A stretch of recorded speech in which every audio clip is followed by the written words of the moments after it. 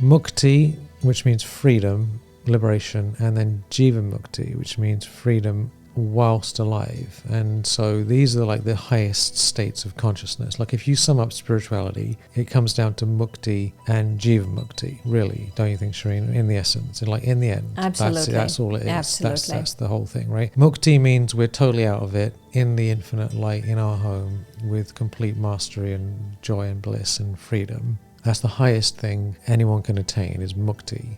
And then from that feeling of freedom, we incarnate back again with the power, with all the vibrations of freedom, and we have that sense of freedom in our life. And that really is the whole point of being here.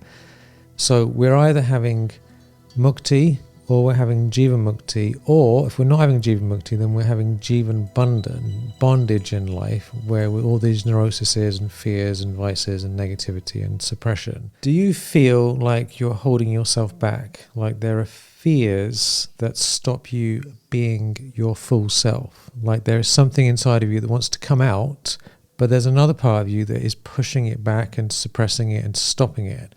So there's this energy of wanting to express yourself fully and enjoy the fullness of life, and yet at the same time there's something else pushing it. Well, in this session we're going to talk about that, what it means, what it is, and how to get rid of it. Welcome, welcome, welcome. Hello, Brother Michael. Hello. Welcome to you too. You know, a friend of mine died recently, and it was a bit of a shock to me, and I was thinking about this topic because he was a very fearless person, Brother Nick Good, Sir Nick the Good. And I think when people leave the body and they move on, you kind of get a better sense of what they were like and when they're alive, which is a bit of a strange thing, actually. A friend of mine was saying he knows lots of people who have died in his life, and it's only afterwards that he really got a sense of their essence. And Nick was a very fearless person, and he did things that most people would be extremely afraid of, like standing right on the edges of cliffs or getting into freezing cold water or whatever he wanted to do, extreme things in various different ways, and how he lived his life. And as he passed, I was thinking, you know, in what way am I inhibiting myself? In what way am I trapped? Because I feel that there is a big pot of bubbling joy inside of us, right? Like you imagine a big pot, and it has bubbling joy, and it's bubbling away nicely, and that's how we're supposed to be living and enjoying our life and having a wonderful time. And then there is this lid that's been stuck on the top of this big pot, and that's all the fears, the insecurities, the neurosis, all this stuff, the traumas that are just stopping that from coming out fully. And I've reached a point in my own life where I've had enough of it, because it's just not, do you know what I mean? Like, you're like, I haven't come onto this planet to be suppressed by myself, do you know what I mean? Let alone by anyone else. And so that's really what we're getting into today. How do we get this lid off? Because the bubbling joy is already there anyway, and it's just being stopped. You know, I want to say something. You sent me, I didn't know, Nick Good. You sent me a book he wrote, and one of the things in the book was he was talking about the hero, and he was saying that a hero is not undefeated but undaunted, and I really like that. So, you know, something like what you're saying, right? It's like you have to be so fearless. But, you know, when you were talking about extreme sports, right, like standing on the edge of cliffs or freezing cold water or stuff, I feel fearlessness manifests in many ways in our lives, right? The one person I knew who was totally fearless was Dadi Janki.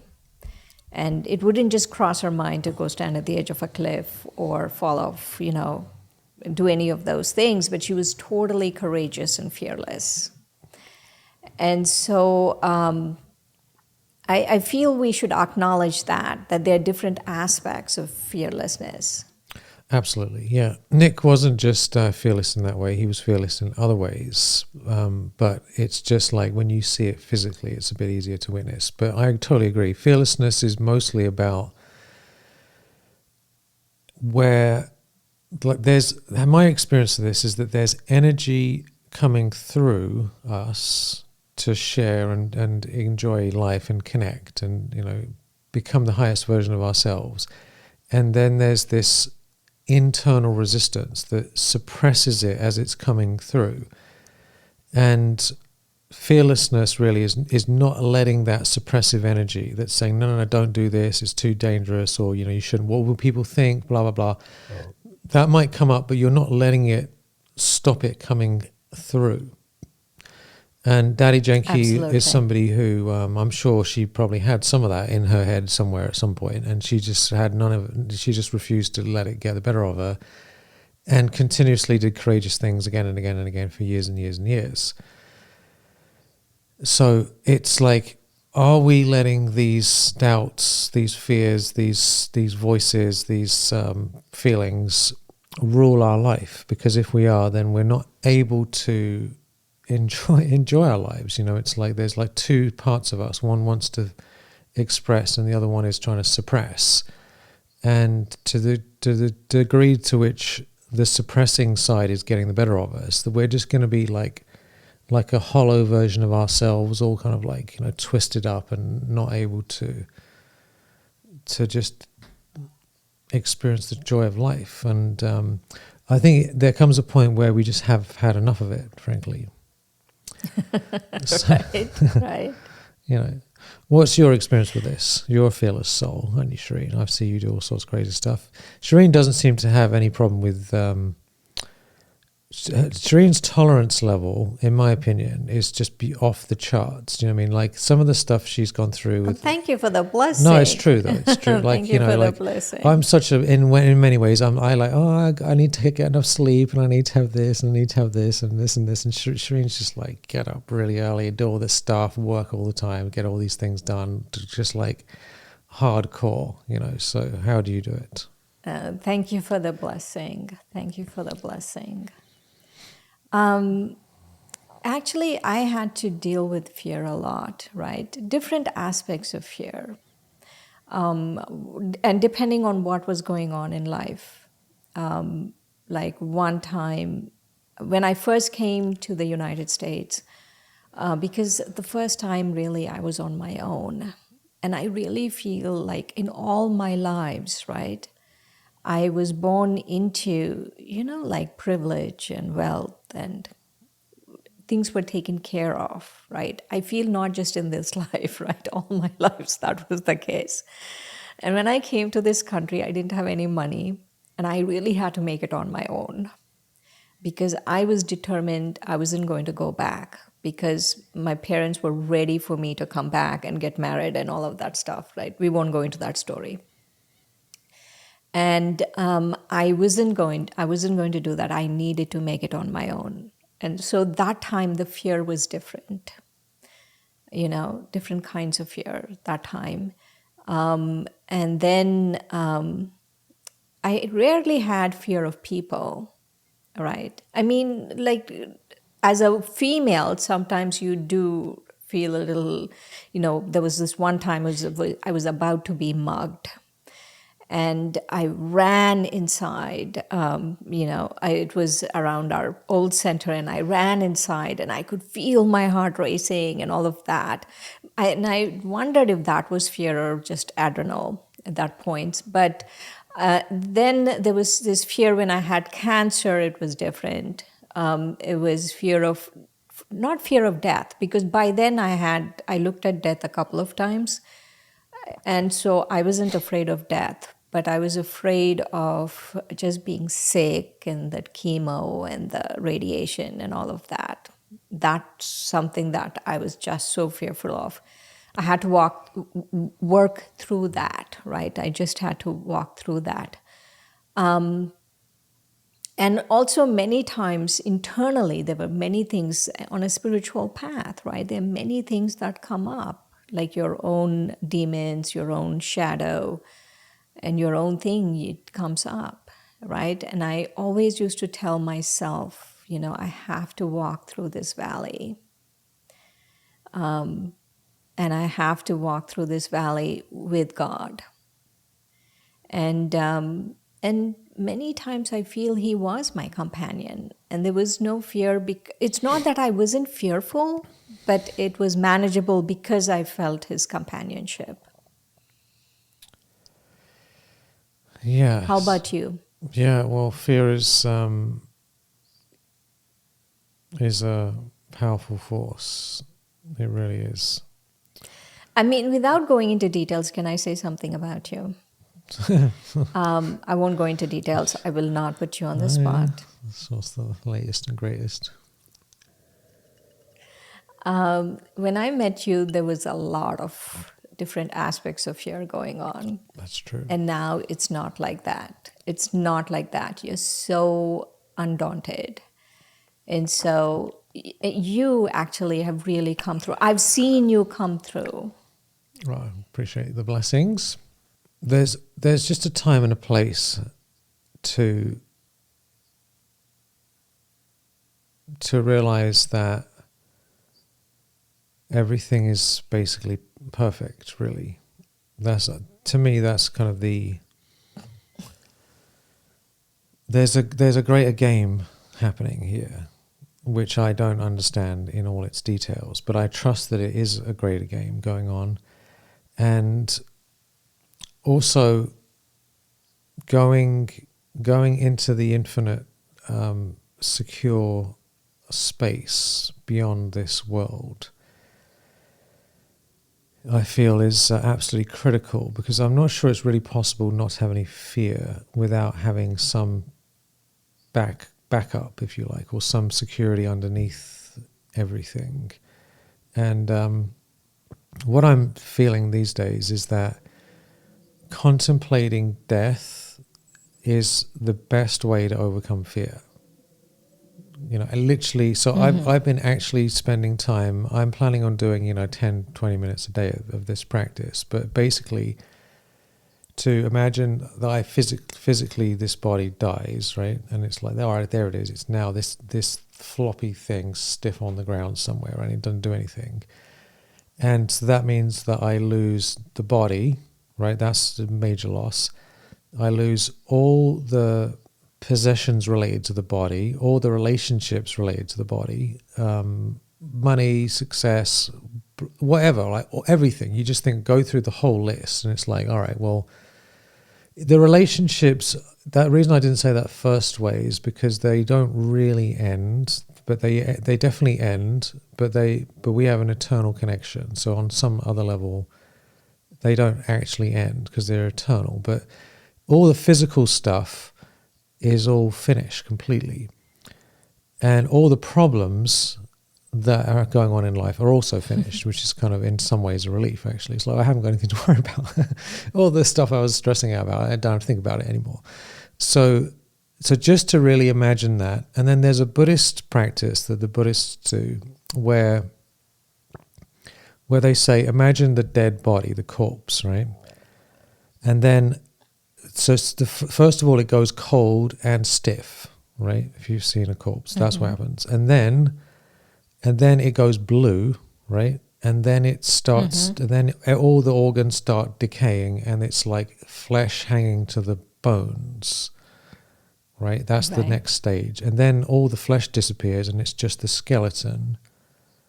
And then after that, the skeleton disappears, and it's just dust, right? And they say, just go through it step by step, each of these stages for a few minutes. So you kind of go through the process where you have this body now, and you gradually realize that it turns into dust. And then the dust gets washed away and there's not even dust left. So who are we then? Right? If there's nothing left, but you're still here. So I'm feeling like with that consciousness, seeing the whole thing from that space, that there's just this dust, really, and there's not. If that's ultimately where it's going, then it's not really here now either. It's just very, very temporary. And then, I'm like, well, ultimately, there's all dust, but here we are at this particular moment, and it's great to be alive, So then, instead of thinking, what about this going wrong, and I'm worried about this, I'm like, well, I'm just grateful to have the opportunity to just be here. Do you know what I mean? this is great, like here we are, we got an opportunity to have a chat, and we got this podcast, and we got, we can enjoy, we can laugh and talk to people. So like, it just cleans that whole junk out, and it's just like, no. And I'm getting to feel people who say like live each day as if it's your last. I think it's a really, really, really solid way of living, actually, because it could be our last day, couldn't it? I mean, we just don't know. It could be. You don't know. Absolutely. Absolutely. One of the things not as extensive as yours, but one small way that I feel I've managed fear when I'm really fearful of something is, it's been a while though, knock on wood, that I've really been fearful of anything. But that fear is come to protect me. That I want to look at that energy with love, right? It's loving, it's come to protect me. And it's come to, because like the soul feels in some way that it's going to lose something, right? Whether it's going to lose the body or lose some possession or lose a relationship or whatever it is, it's going to lose health or whatever, it's going to lose something. And so, and it's a reminder, right? That it's a reminder that when it comes, that I am really able to go back to being a soul, being light, being eternal. I remind myself. So I feel it's more like it's a messenger to tell me, hey, remember you're a soul, remember you're eternal, remember your light. And like it's a love that's coming to push me in the right direction. Because as a soul, as eternal, I'm not going to lose anything, right? There's nothing to lose. No. And especially when you're in relationships or job or these small things in life, right? We need small. What your practice, you're saying, is a fabulous practice, and once a day we should all do that practice. But like say I'm facing my boss and I'm, getting all worked out, bent out of shape, or I'm facing someone I'm always fearful of. So to go through this small exercise also helps. Yeah, we need short and long practices, Yeah, I think honestly, if we don't contemplate death in one way or the other properly, we can't live our life properly either. Without thinking about death, we can't really live. Because otherwise it's a background stress that is being suppressed. And my observation is people who are most afraid of death are also the most controlling type of people, because they're trying to, do you know what I mean? They're trying to like stop everything. But you can't. This is an unpredictable, crazy world, and that's just a fact. It's getting more and more unpredictable. Yeah, it's a crazy world. Strange, sudden things happen. Like my friend, he was fine. He sent me a message the day before he died. On the day he actually left the body, he sent me a message in the morning, and he left the body in the evening on the same day, saying he wanted to talk to me and how much he appreciated me and wanted to connect with me. And then I didn't even hear the message till after he'd left the body, actually. And I was like, oh my God, so I can't call him back, because that's the end, right? So that's just like boom, all of a sudden. And we're living in an unpredictable world. The only thing we can guarantee is change. And yet here we are trying to avoid death, which is absolutely inevitable, and trying to control everything, which is completely impossible. So it's like I was thinking about this scientifically, right? Even if someone's not in any way spiritual, let's say you take the most atheists or materialistic type material scientific view of life, right? And you said to them, can you explain what is the nature of this physical universe according to science? They would say, well, here we are in this world, which is permanently and constantly changing all the time. And there are all these crazy forces at work going on, and everyone is 100% guaranteed to die, right? This is just a factual thing that everyone can agree with. And yet, despite that being 100% true, almost everyone is in total denial of that all day long, the whole time, trying to control the environment, trying to stop thinking about death, trying to get upset when people do die. It's like, it's really a high level of madness, actually, if you think about it. And I was taken aback that, like, even though I know this, someone dies and I'm like, oh my God, how could this happen? This is so shocking, right? And I'm like, but that's the nature of life. I mean, what do you expect? So I'm thinking, unless I contemplate death properly and deeply enough, I'm not actually able to see clearly about what is really going on. Yeah, that's true. You know, one thing though we need to understand about fear is it's a great magician. It's the biggest magician ever, one of the biggest magicians, because it casts such an illusion on the soul, right? That something is going to be taken away from you, right? That is the magic. It casts a spell, and you run around in a tizzy, think something is going to be taken away from me. You know, that's the fear. And if we walk through that, if we walk through that fear, right? List all of the things that are going to be taken away from you, right? The fears of whatever you think is going to be taken away from you. List all of it. And you realize one of the things I used to look at fear as is a paper tiger.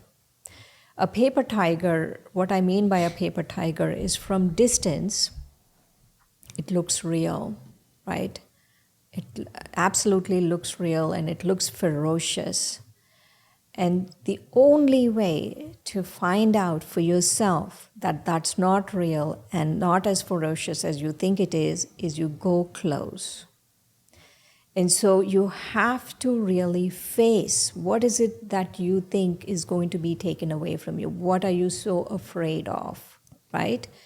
And then you walk through each of them. You can mentally walk through each of them, right? And when you're walking through each of them, just go through it in meditation. I am light, I am eternal, I am connected to the ocean of peace, I'm connected to the one divine source, whatever God, whatever you want to use, the word you want to use. And with that company, I'm going through this, right? You list down everything and then just go through it, each one. And you really feel much better. You realize what a paper tiger that was, actually.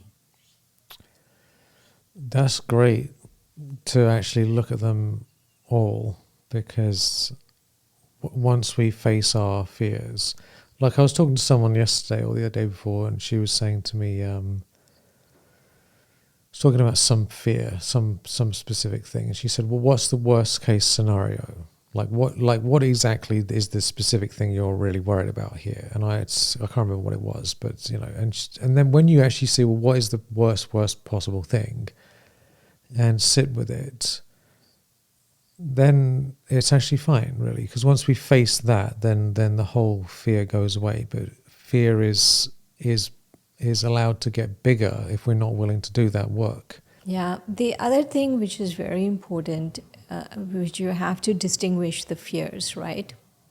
Let's say you have fears in relationships. You're going to lose a relationship or whatever. There's a fear, let's say. And you're not sure, right? You're walking through the valley, right? You're walking through the valley and you're not sure you'll be able to make it the other end without that relationship. I promise you will be able to make it through the other end. And you will also see the blessing in it at some point.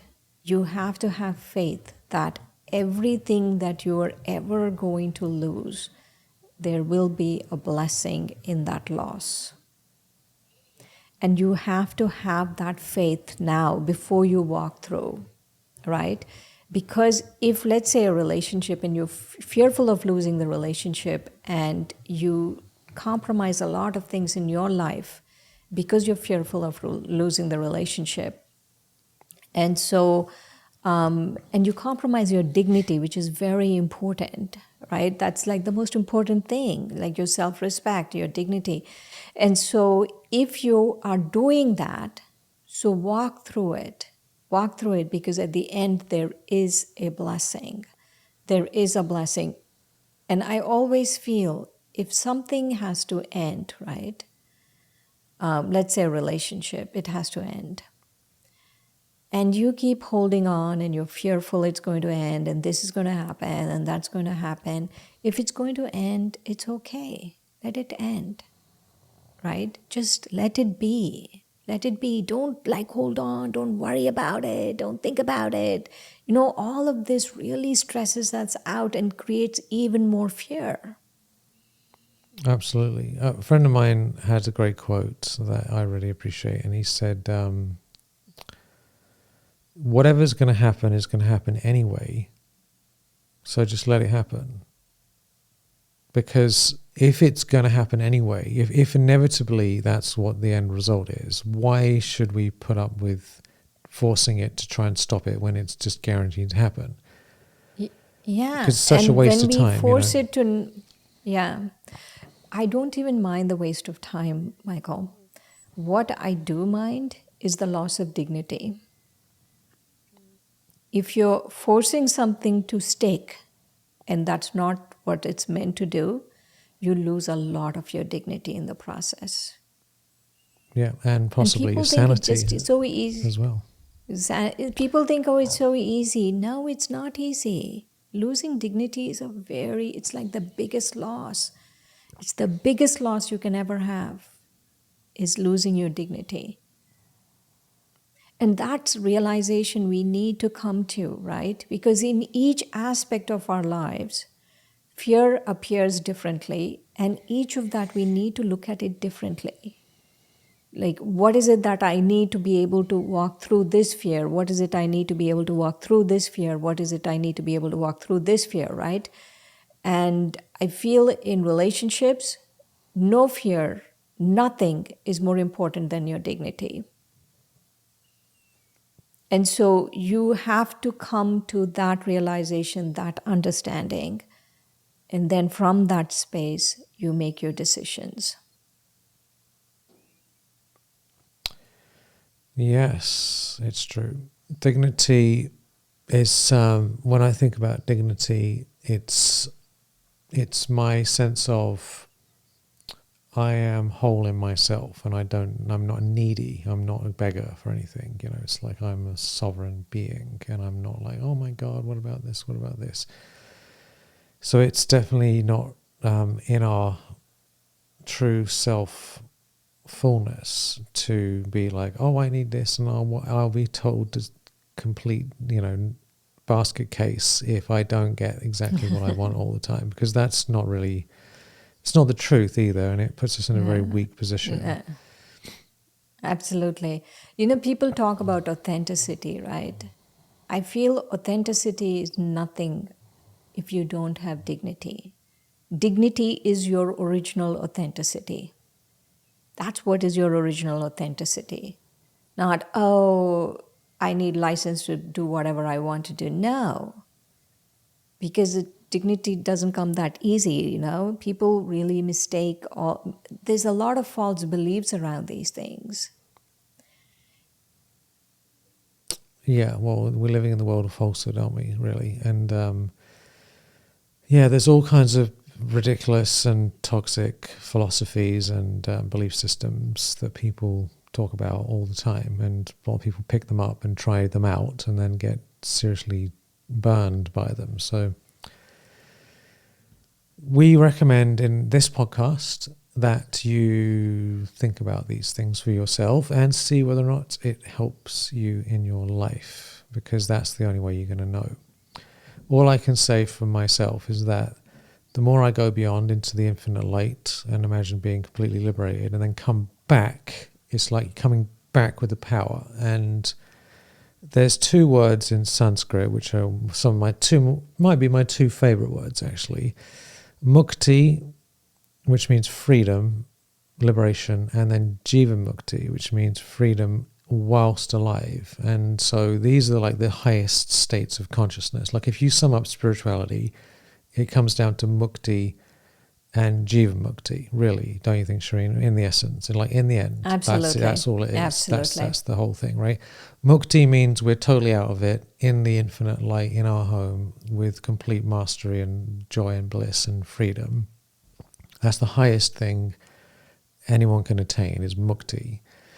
And then from that feeling of freedom, we incarnate back again with the power, with all the vibrations of freedom, and we have that sense of freedom in our life. And that really is the whole point of being here.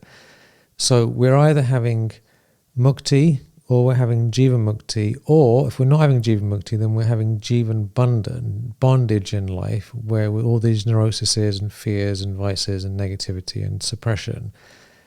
And so we all want Jiva Mukti. Most people have never even heard the word Jiva Mukti, but we all actually want Jiva Mukti, but we can't get there. You can't go from a life of bondage to a life of freedom directly. You have to go from a life of bondage to Mukti, to complete spiritual freedom, and then come back into the world. It has to be like this way down to get it. You can't just jump across. And I think a lot of these self-help books and all this stuff is trying to go from bondage to freedom without actually having that spiritual awareness, and it just doesn't work.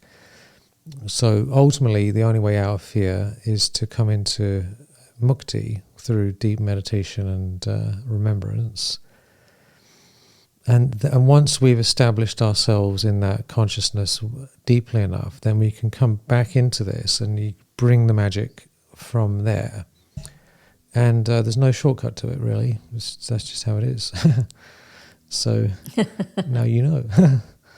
That's real freedom. And I think the more we contemplate death, because death is like when we leave, you kind of get a sense of what it's like out of this whole thing in the infinite light, the great element of light beyond with God. Boom. So there it is. Yay. Praise the Lord. Yay, right? That was very lovely. Yay. Jiva Mukti. So now you know. Jivan Mukti, even knowing absolutely. the word. Let's do Jivan Mukti. Even knowing the word Jiva Mukti and Mukti is a great success just by itself, don't you think? Because we all do want freedom, but we bind ourselves with expectations and all sorts of nonsense. And anyway, one of the things you were talking about a lot of self-help books, right? One of the things that people rarely talk about is Maya or illusion. And Maya in Sanskrit means illusion, but it's not physical illusion, it's a spiritual illusion.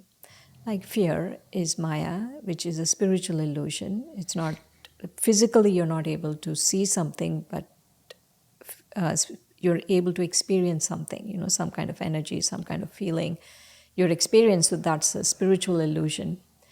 And Maya, I feel, in terms of fear, right? Maya comes very sneakily, right? It's arriving into your life so sneakily. Before you know it, you have expectations. Before you know it, you feel you want to do whatever you want to do and say, oh, then I'm free, because you're not understanding the very deep karma philosophy, the very deep spiritual concepts of you being a soul, that there is, a supreme soul, ocean of peace, backing you up like that, right? And so we need to look at some of these false beliefs that are playing in our background, these illusions that are playing in our background. What is Maya telling you, right? What is Maya telling you? You were talking about you're losing your friend, right? I lost a friend of mine who I was very close to. Her name was Bibi Butler. And so I had no problem losing her, or that she passed very young. She had cancer and stuff. But you do miss them, right? Their presence, you you've done so many things together, and you do miss them. And but one of the things I noticed at that time, right after I've lost her, is that the Maya that was telling me what was going on, right, is I was looking at my own mortality. And I had to really come to terms with the fact that the soul will die. There will be another birth, right? It will be okay. Everything will be fine. That soul will be happy. The soul, the soul needs to move on. Even though you miss them, right? You have to go through this Maya.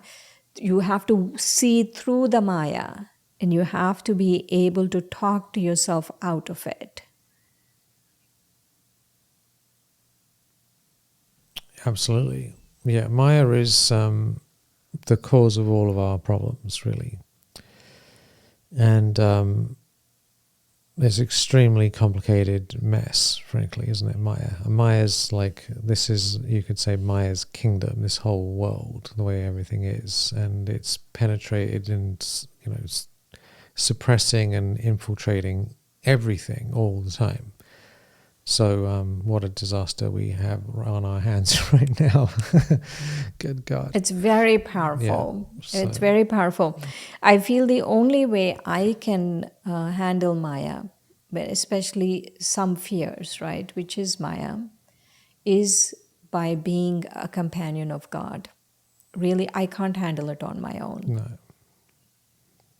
Because for me, I know my limitations. So it would be really foolish for me to think, oh, I can do that on my own. I'd only be able to do it because there's God with me. Right. I think the problem with Maya, and this is a huge topic which we've talked about in other podcasts, but the big problem with Maya is basically because Maya is an illusion and is very subtle, if we know that something is Maya, then it's probably not Maya in the sense like it's bringing consciousness to something. The real biggest problem with Maya is we can't see it at all. That's the most dangerous type of Maya, is that we actually can't see that it's Maya and we don't believe it's Maya. So that's even worse, If you know something's a problem. Yeah, we think we are fine. Yeah. If you think, oh no, everything's fine, it's all good, then that's the real issue. If we're saying, I've got this problem, I'm having this attack of spiritual attack, and I'm worried about this stuff, at least you're able to do something about it. The only way out of this whole there's no way out of this world alive, physically, right? That's just a fact. Right. You can't get out of this alive. That is a fact. So you have to accept death is guaranteed. And the way to get out of fear is to imagine each day is actually your last, and imagine being dead. Because then you can see much more clearly what you're dealing with. You can let go of all these ridiculous attachments and worries and stress around things, and then come back into life with tremendous gratitude and appreciation and happiness just to be here, right? It just kind of cleans out so much random crap out of our head when we do that. So I recommend contemplating death every day for at least a certain amount of time in order to really appreciate being alive, and I think that clears out a lot of the fears and makes life much more fun. So hopefully that helped, and let's have our blessing. You want to pick a number, or should I 103. 103. This is God's blessing for you. Truth. At last you have found your true self, embracing the stillness it brings. Beyond the allure of false promises, a deep inner bond awaits, one with timeless truths. You have begun your journey into divinity, unclouded by outside distractions. So we'd love to hear in the comments, what are you afraid of? And what are you going to do about it? What are you afraid of, and what are you going to do about it? And how would your life be better if you actually cleared it all out and just lived in freedom? Did you want to share more? Was this too abrupt? I thought you would. No. Last thing I'll mention is that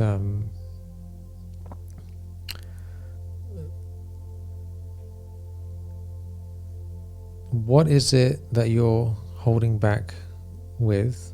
In what way are you holding yourself back with fear? This is a very important question to ask, so at least we know what it is.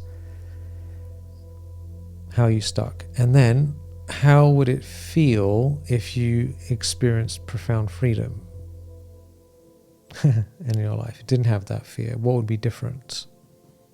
Just even imagining it is a huge upgrade. So we'd love to hear in the comments. Have a beautiful rest of your day. Lots of love and many blessings.